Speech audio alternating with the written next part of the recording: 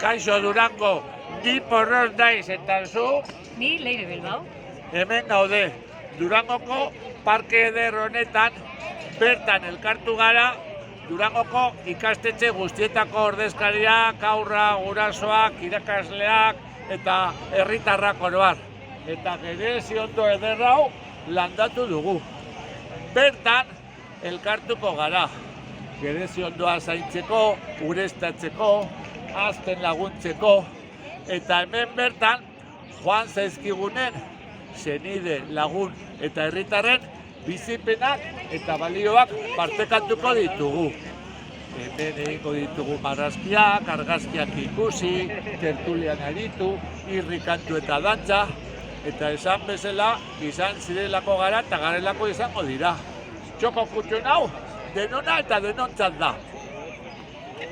Horixe bera, Orbelak, bai baitaki noiz bait osto izan zena.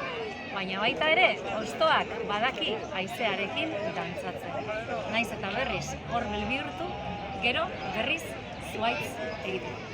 Hementxe bertan gerezi ondoan, Leire egindako olergia dago denontzat. Eskerrik asko, Leire! Eskerrik asko! Eskerrik asko, Durango!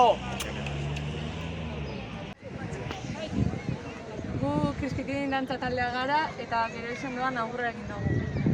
Dugu dantza hau, Uñakusen senideak eta lagunak horretzeko eta Bueno, gaur parke hontara etorri gara, ekitaldi honi musika apur bat jartzen eta gerizondo hau laguntzen, gero gerizondo honen mermelada jateko esperantzan. Hori da, eta biba, maubizia! Haupa!